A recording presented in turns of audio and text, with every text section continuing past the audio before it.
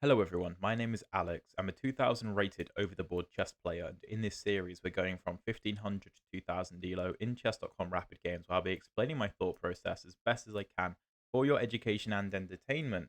Here we have a Caro Kann. My opponent goes for the exchange variation, and we'll see if he plays the Panov, which I think is the most difficult line to face with the black pieces, and it is therefore what I play with the white pieces. No, my opponent goes bishop d3, and bishop d3 is the other main line of the exchange variation. And what you have to be careful of in the exchange for black is your bishop's development. One of the major points of bishop d3 is to cover the f5 square. So let's say white were to play a move like c3 immediately here, which he is going to play after I play knight to c6 to defend his d-pawn. If he were to start with c3, then theoretically we could just play bishop to f5, and if bishop to d3, we could exchange. If c3, bishop f5, let's say bishop to e2, then we get to play e6 and create the sort of light squared pawn chain in the center, but have our light squared bishop outside of the pawn chain beforehand, right? Which is the whole point. Okay, knight to f3 is not the best approach, and that kind of gives us bishop to g4. What I was trying to say is that if white can basically go c3 here and stop our bishop from developing naturally, then it means that we are left with a decision as to whether we play e6 before our bishop can get out and have a bad bishop, right? Kind of like a French bishop, or whether we try to insist on getting our bishop outside the pawn chain, or whether we don't even play e6 and play the move e5. Now, I have been toying with some very nice lines after like c3, queen c7, pawn h3 to stop bishop to g4 after knight to f3, which my opponent has allowed in this game. And then the move g6, trying to play bishop to f5 and get this exchange, which I have had in a recent live stream, I believe.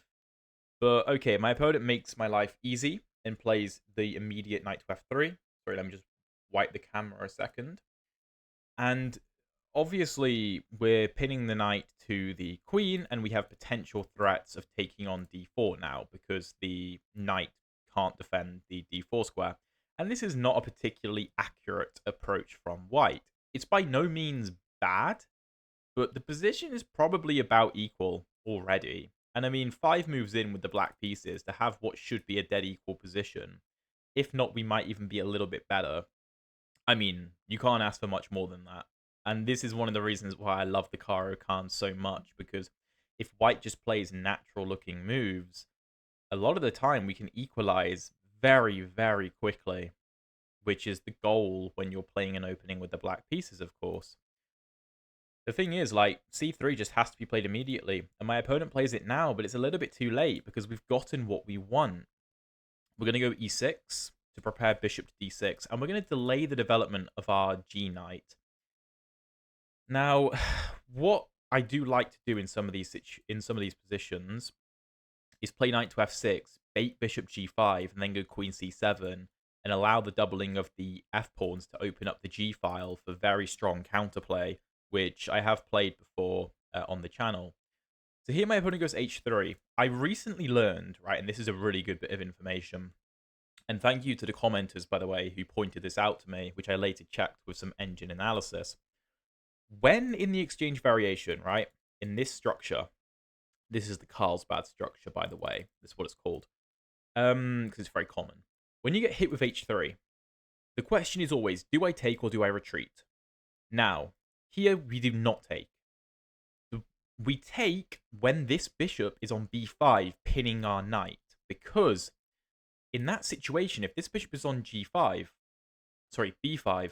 after bishop h5, g4, bishop g6, knight to e5, our knight is incredibly vulnerable, right?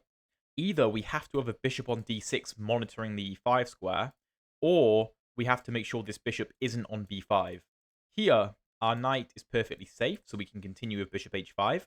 And if g4, bishop g6, knight to e5, we can snap it off with our knight. We can't allow white to put a really strong knight on the e5 square before we've completed our development, right? Very important thing to note. So That's a really good rule of thumb, and thank you to everybody who pointed that. Well, there was like 1 or 2 people who pointed that out to me, and it's a great sort of checklist to have when you're considering should I take, should I not, as in when h3 happens, should I take or should I retreat? So okay, bishop to f4.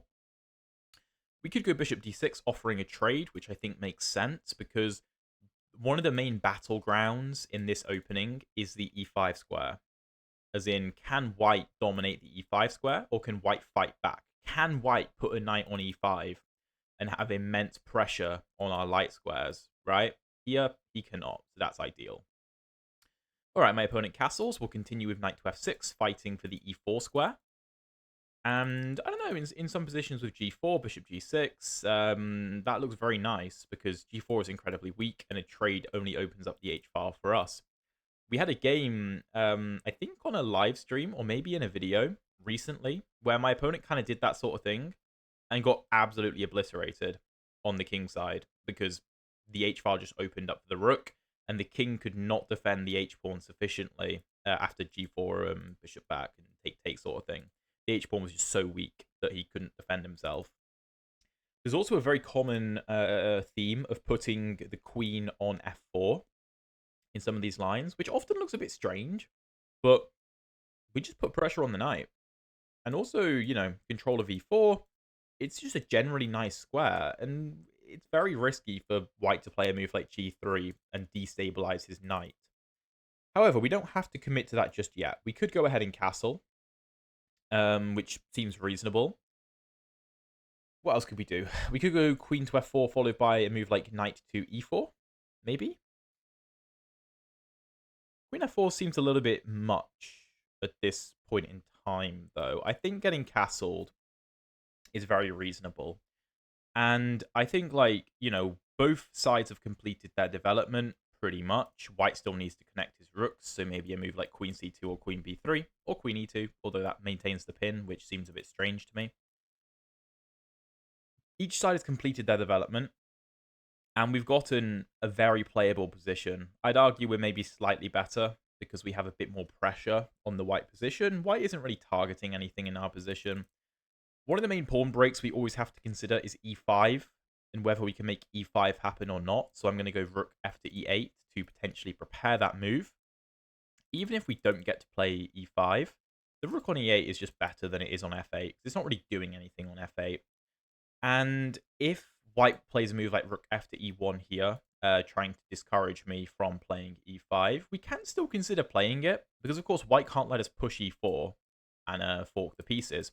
So if rook f to e1, pawn e5, take, hitting the knight and the bishop, as I mentioned before, the issue of putting the queen on e2 is that the knight is still pinned. So we have significant pressure. I think we might actually be winning in that sort of position after rook f e1 e5 because our rook is aligned with my opponent's queen. So after something like pawn takes, knight takes, if the bishop retreats to c2, for example, then knight takes f3 check wins the game because we hit the queen and we deliver a check and we're taking a piece and the queen can't take because our bishop will take. You have to know in these, well, you don't have to know, you have to try and figure out in these positions whether e5 is playable. Now, if e5 is not playable, then you tend to go for the minority attack plan, where you try and use your 2 versus 3 over here to open up the queen side. The idea being that if everything is liquidated, if all the pawns are liquidated on the queen side, then these 3 pawns disappear, these 2 pawns disappear, you go up a pawn, and then the d4 pawn will be completely undefended at the end of it, right? So that's kind of the idea of the minority attack. So that's always a plan that we can switch to if we want as well. By the way, if you're enjoying the video so far, hopefully you're learning a lot. Please drop a like and subscribe if you haven't already. I'd really appreciate it. And my opponent plays queen e3, which is a valid move. Of course, now the knight is not pinned. So if we play pawn to e5, again, he can't really allow pawn e4. So we should probably take, which makes our calculation much easier. So, and by the way, if e5 and he retreats the bishop so that he doesn't get forked, we're going to play e4 anyway. And after the knight drops back, we have a commanding position in the center. That should be relatively obvious. So e5, take. He can now take with the knight, but after rook takes, I mean, the queen is under attack. She doesn't have that many squares. Let's say queen to d4. Yeah, you can go to d4. You can. But rook a to e8, and I'm sorry, but we have an insanely strong position there. c4, we can't take because our queen would hang. Yeah, you could play that, but you're not threatening my pawn. It's very well defended. So e5 still looks like the move to me. And although the queen is no longer targeted by my bishop and having the knight pinned to her, she's still very much vulnerable because she's on the open e-file. The fact of the matter is that white hasn't involved either of his rooks in the game yet. If he was gonna, like, when he had to develop his queen here, I thought queen c2 was the far more logical option, because you target h7, which is defended for now, but you target h7 and these light squares in general, which should stop a move like knight to e4 in the future, and you unpin the knight. With queen e2, I understand wanting to put more defense on the e5 square. However, that job would be far better suited to a rook on e1. Then none of these tactics would work, right? And we wouldn't get the kind of initiative that I believe we're going to get now after e5, because whatever happens, this queen is always going to be vulnerable, and white will need to waste even more time moving the queen elsewhere, where it may still be vulnerable, right? I mean, sure, maybe it can try and be active on a square like g5 or f4, maybe, but it's still very risky. Still very risky. And I'm very happy with how this has gone so far. And I hope that you guys can all understand the thought process behind all of my moves and behind all of the decisions that I'm making. So my opponent takes, which is essentially forced. Let's take on e5 with the knight, hitting the bishop and the knight. And obviously the threat is knight takes f3 check, which would put the king in check and open up the attack on the queen, therefore winning the queen. So knight takes, forced. Let's take with the rook, I think. The only thing I want to check is if rook takes queen f4, that kind of pins our rook to our queen, which is yeah, which makes sense. Now, if we take with the queen, queen takes, rook f e1, rook a2, e8, king f1 defending the rook. I don't like that. We should avoid endgames here because we do have an isolated d pawn. So theoretically, endgames should favor white. I do think queen f4 was the more stubborn approach here. I really do. Queen d4 was the move that I initially looked at, and it does look like queen f4 is setting up problems against your own queen, but I do think it was more stubborn. We'll see with the engine analysis, though. Now, if I go rook a to e8, can my opponent take on a7? That's the big question. I don't know. I don't know if he can get away with that. Now, rook a to e8 does stop rook f or a to e1, so we dominate the e-file, but we do give away a pawn. Question is, can that be justified? I like the look of queen d7, targeting h3, preparing a move like rook g5, maybe?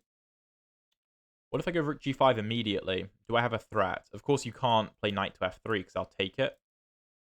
So rook g5, if knight to e4, I can't take it like this because my queen hangs, but rook here, knight here, take. Yeah, I'm not convinced. I mean, a move like queen to f4 in any of those lines looks... Oh, no, I've got to be careful of bishop h7, king h7, queen f4, to be fair. But I think it should still be good for us. Oh, yeah, if rook here, knight here, take. I think we should be fine. Even a move like rook to e8 should be good. Yeah. We could also consider bishop back to g6, because this bishop is strong, but seems foolish to me to trade more pieces than is necessary. And also, I don't want to allow knight to f3, so my bishop should probably keep watching that square. Okay. I think rook a to e8 I'm going to give away the a7 pawn. The reason I'm doing that is because if I play pawn b6... Oh, wait, have I blundered? Oh, I might have blundered knight to c4. Ooh, yeah. Is that a problem? Because I can't take because my queen hangs. Take. I get 2 pieces for the queen. Bishop e2. That's interesting. Queen here, take. I get a rook and a knight for a queen. That's not really enough, is it? No. No, knight c4 is a very strong move, and my opponent finds it. Okay, well, I suppose that was the point of queen d4 rather than queen to f4. Yeah. Okay. Not great. Alright. What if I take and sack my queen? Rook d5? Let's say queen f4. Take here. Rook here. We're actually pushing this through. Our bishop is doing an excellent job. The best thing might just be to sack the queen and follow with rook d5. So that, because if I take and then queen takes and then take and then queen takes on d3, I don't quite get enough compensation because I don't have the passed pawn. Whereas if take queen here and rook here, let's say even queen c7, basically everything in my position is defended by my knight, which makes me feel happier about it. Although, if take and then this, and then this, that is bishop h7, and after king takes, the queen can move, and then my pawn isn't a passed pawn because the bishop gets out of the way. So that makes things slightly more complicated. Because then I don't have enough compensation. So maybe if take... Can he do this first? He can do that first anyway, can't he? No matter what I do. No, that is slightly concerning.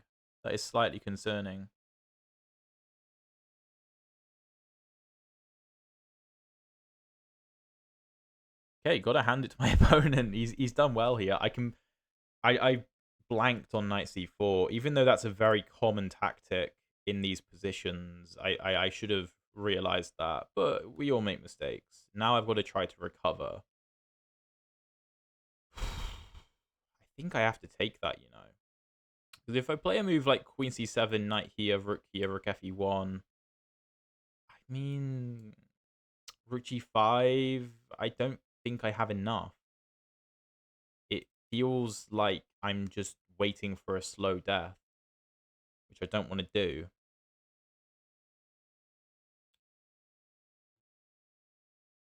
Do I have other options? I'm struggling to see any. I think we've got to take. I think bishop h7 is the most accurate move here for white. Okay, he doesn't go for it. Again, rook d5. I was really happy with this. I thought that was quite strong because we're actually shepherding the pawn through very, very well.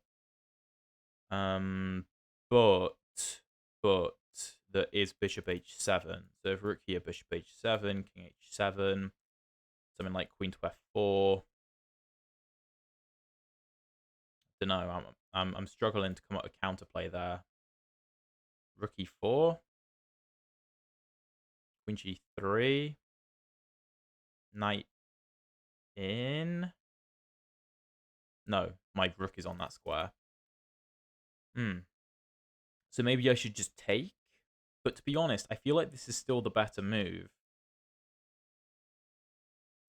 Even though I know I'm giving him this, because whilst I'm giving up an extra pawn, I would be giving up an extra pawn regardless, because if here, right, I'd still be losing the pawn.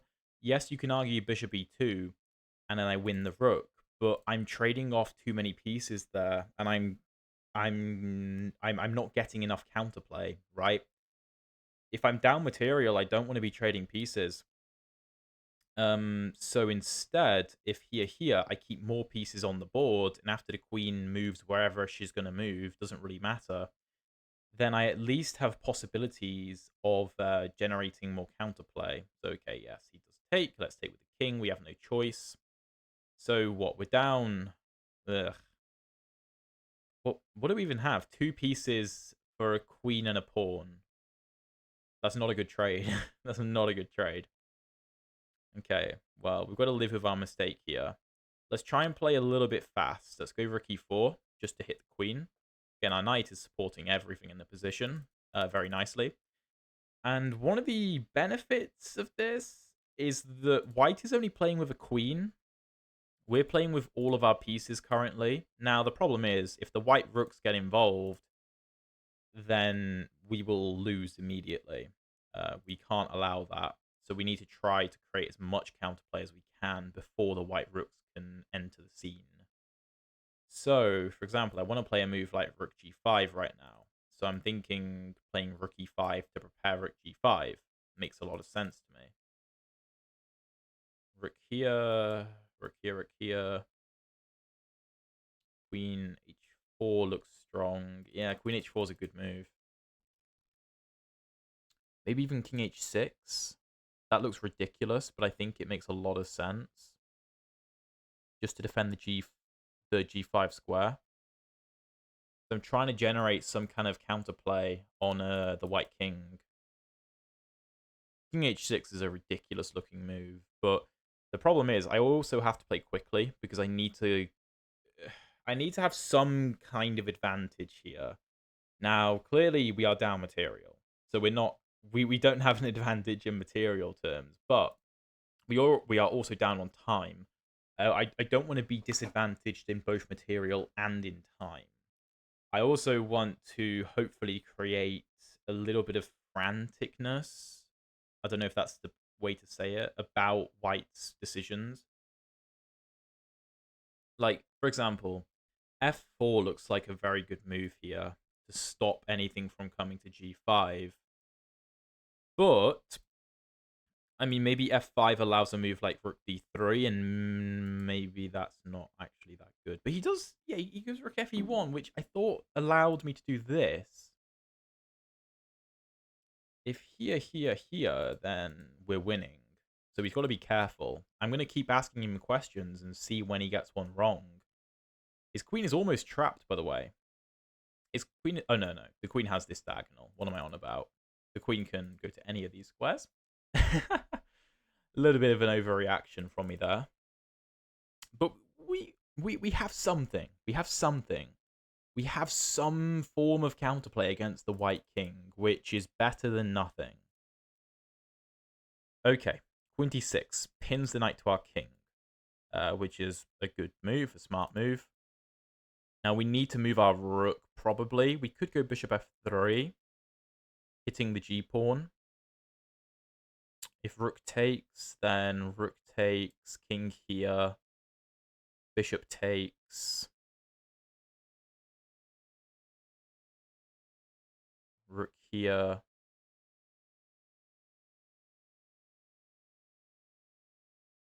Bishop f3, rook e3. This is still very uncomfortable. What about rook h4? I don't know if that helps. I mean, we're threatening to take h3, but that's about it. Nothing happens after we take on h3. The bishop f3 looks like our best try, to be honest.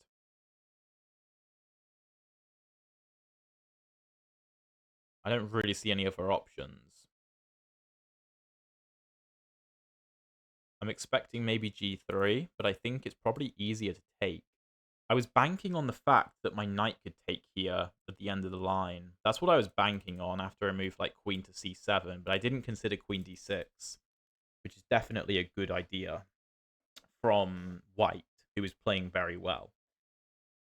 But, like I said, we are not going to give up. We still have counterplay that we can try to create, so we're going to try to do that as best as we can.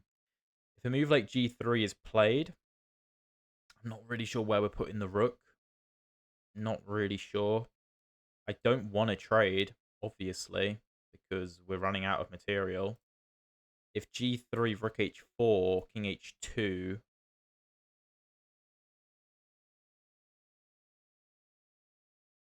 Yeah, he goes for it. I think we might have. Oh, no, we don't. That's pinned. This seems to give us a little bit more counterplay than he maybe should be allowing us.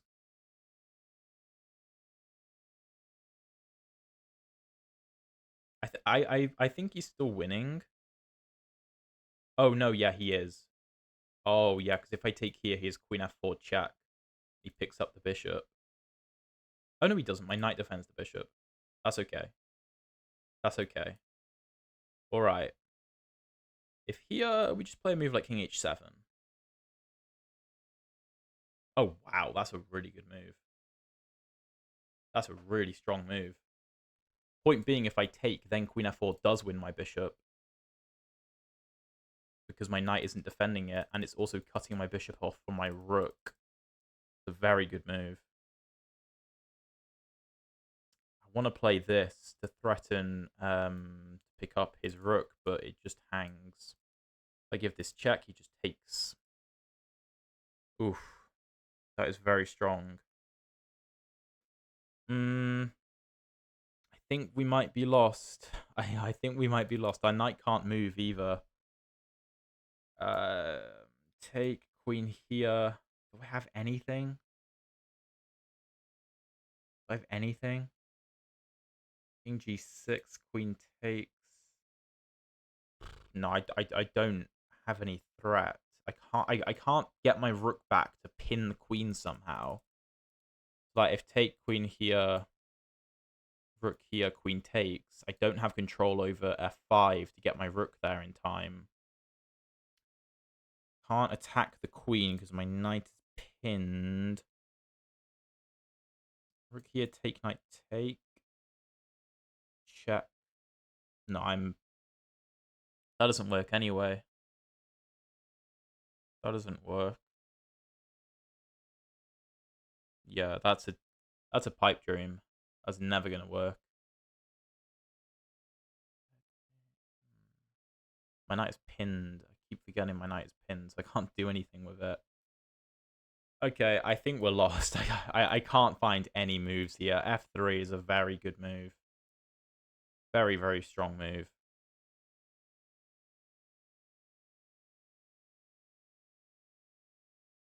Yeah, I just can't defend my bishop. And then all my counterplay is gone. I can try rook g5 after he takes my bishop to see if he's gonna allow rook to f5. But if he does basically anything, then the game is over. I'm hoping that after like queen takes rook here, he maybe goes for like rook e1, and then I can get rook f5, and then I at least have a knight versus rook. Still probably losing, but I can try. But if he just plays a move like queen takes here, then the game is over. Game's completely over. That sucked because we had such a good opening. The opening was perfect. Like, the opening went absolutely perfectly. It was like the best exchange variation you could hope for. I just completely messed it up. Completely messed it up, which is really frustrating. I'm not sure we had any other way to create more counterplay. We did definitely make it difficult for our opponent. We didn't just give him the win once we went down the material. And there were still ways for him to mess up, which is important. You've still got to try to create ways for your opponent to mess up. A bit unsure as to why he's taking so long here. Don't really understand. Okay, yeah, sure. Let's just deliver a check. Maybe he steps back over and allows this. Don't know. Give another check. I assume king here. And I'm really running out of ideas. Yeah, there we go. Maybe this is playable. That's an interesting move. Okay.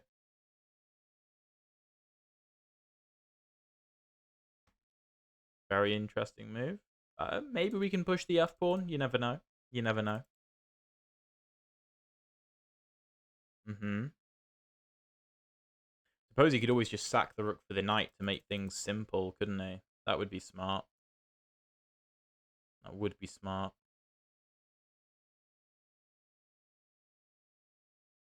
Because rook versus queen is obviously completely lost. I mean, as if this wasn't completely lost already. Suppose if we do it like this, I have a little bit more counterplay because my G pawn supports pawn to f4. Maybe h4 looks pretty. Oh no, h4 g4. I can try and fight there. Just gives me a little bit of hope. A little bit of hope. I don't know. Maybe we can pull this back. I mean, I very much doubt it. There's no reason I should be able to, but I don't know. He's not being that clinical. It feels like. So I'm going to try to make him work for it, especially because he's taking a while on some of these moves that seem relatively obvious. So, maybe he gets himself into some funny time trouble and allows a pawn through for some reason. So we should still fight on. While there's a semblance of counterplay, like we do have some counterplay here. Okay, I assume b5 makes sense. Just defending our pawn. So because I don't want too many ways for the queen to infiltrate. And obviously he's pinning our f pawn, which we should be aware of. If you're thinking of some kind of infiltration like this, then think again, because then the knight would just hang. It seems logical to try to come in on this diagonal to me. That feels like it works or makes sense. I mean, like here, I suppose I can push and try and be very annoying. Yeah, he does go for that. Okay. I mean, I don't really think I can save the pawn, because even if I move it up, he'll just give this check regardless. So I think I should start pushing, because this is our counterplay, obviously. I'm so sad that after we did make the blunder, I'm so sad that bishop h7 was a move at the end of the line. If that wasn't a move and I got the pawn to d3, I think I would have been winning. I think I would have been winning. Okay. Well, let's defend our knight, of course. Queen g4, I'll just back up.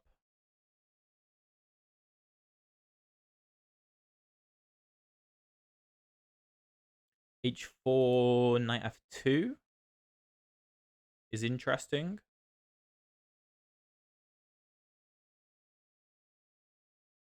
Knight f2, queen f1. Have to be losing. Knight f2, take, take, take. Yeah, that's terrible. Oh yeah, he can always take.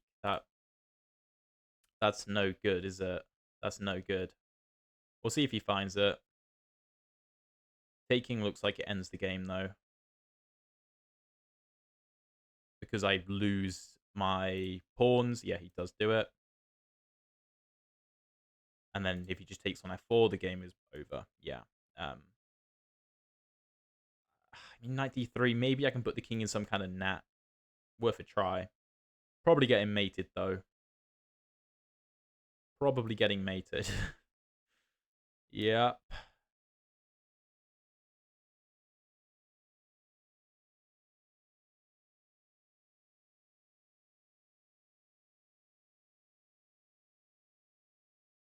Check. An interesting check. That's a really sophisticated move.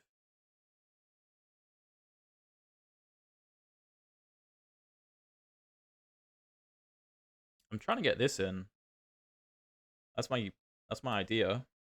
I mean I can't yet because wait. Wait a second. Did I just miss an opportunity? No. He takes the knight, of course. Okay. I don't know, it just feels like he's not being clinical here. Probably here, here. Maybe rook g5, take, makes sense. I still think he should just sack the rook for the knight. I think that's the easiest thing that he can do.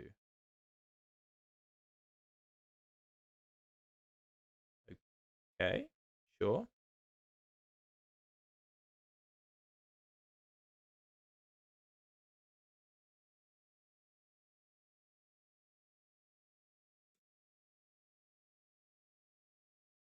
I mean, we don't have anything, but he's just not putting this away. He should just sack the rook. It makes the most sense to me because I can't do anything with a rook versus a queen. There's no kind of fortress. Okay. Are you going to give me a repetition? Maybe. Bit confused. Bit confused. Okay. Comes a little closer. All right. I still think he should sack the rook. But then again, I'm the one losing, so maybe I should shut up. Maybe I should resign, but no, he's just not ending the game, is he? And with a knight on the board, there's still some tricks. There's still ways for white to mess this up.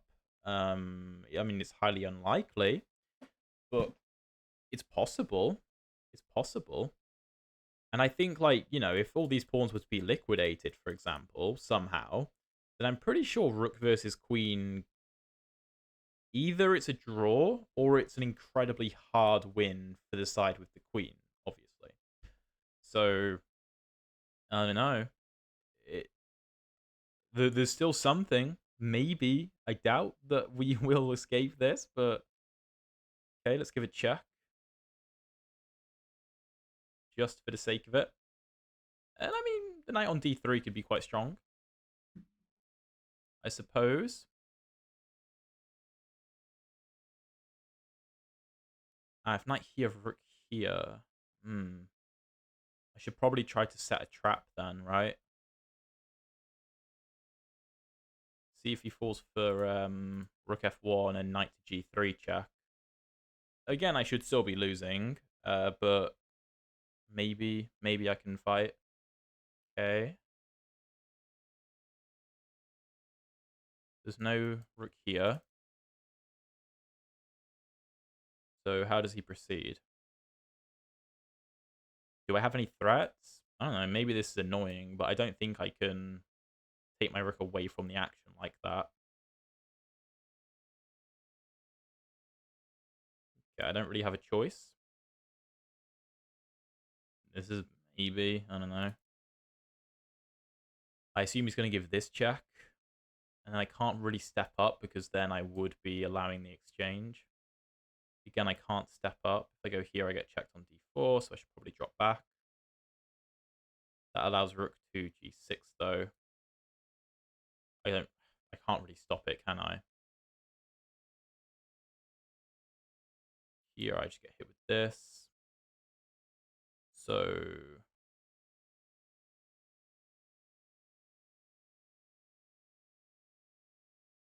queen e8 looks good.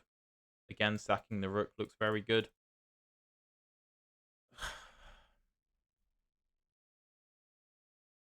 Can he please just beat me? This is because I don't want to set the precedent of result. Oh, I just hung that. This would have been better. This would have been better. I mean, it's all losing anyway, but, that would have been slightly better way to hold on, okay? Here, check. Okay, I can resign. I can resign now. Because I have no way to defend the knight.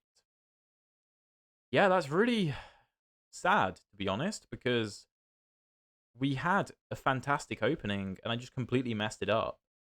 Tried to create counterplay. I think did a somewhat valiant effort, but yeah, I really wish my opponent would have beaten me a bit quicker. Felt it just took forever, but let's jump into the analysis, see what the computer has to say. Okay, so I'm going to analyze the opening because the opening was interesting, and then I'll have a look at whether we could have created any more counterplay. The end game, I don't think I really need to analyze because we didn't have anything there. White just took forever to win the game. But okay, so this is the exchange variation, and the main line goes c3, and I like to play queen c7, and you can get some interesting positions with like g6, castles, bishop f5. Is it in this position? No, sorry, after knight f3, you go bishop to g4.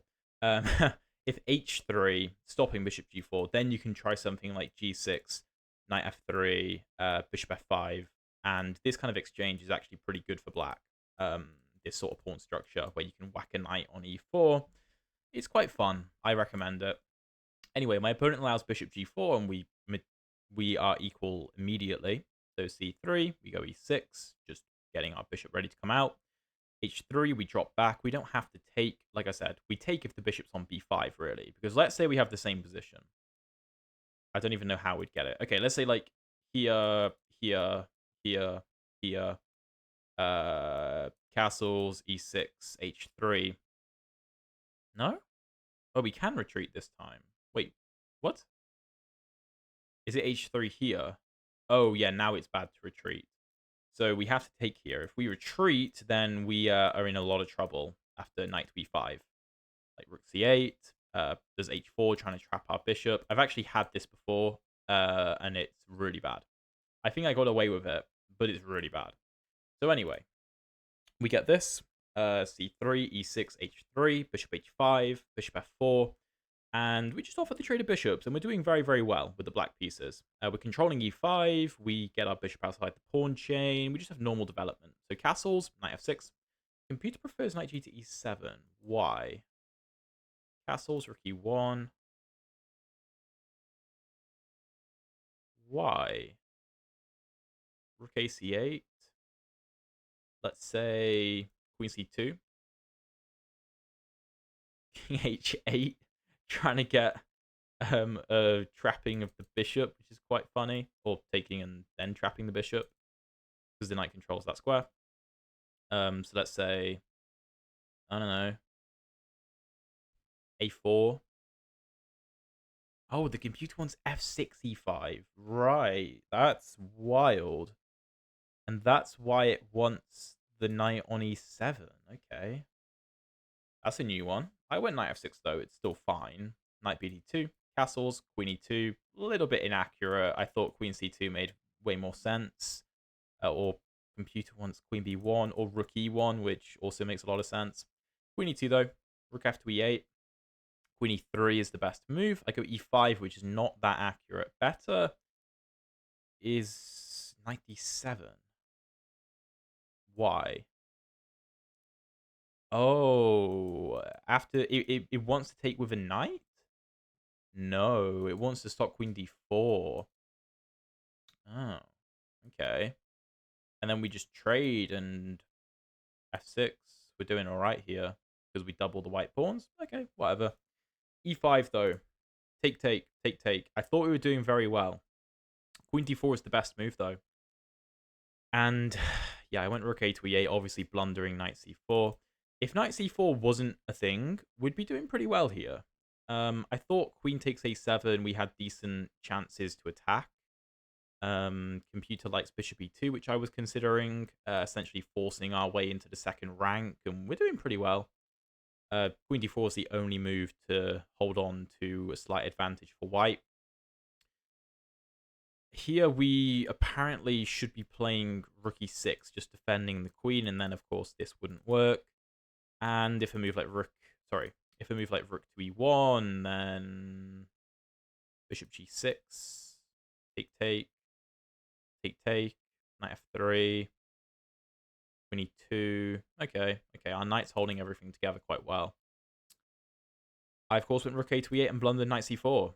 And taking is the best move. I thought that queen c7 made no sense, because after take, take, I thought just move like rook a to e1, and everything is getting traded. I have no chances for counterplay. There's just nothing. So I thought my best option was to go for this. Queen here. Computer wants to take. And then go for this. Okay, which I obviously saw. But I thought that we just had nothing because our knight wasn't really doing anything. Rook b1, let's say b6. Maybe this was the better way to go, just to get dominance over the e file. No, sorry, queen a4 even. Maybe this was the way to go.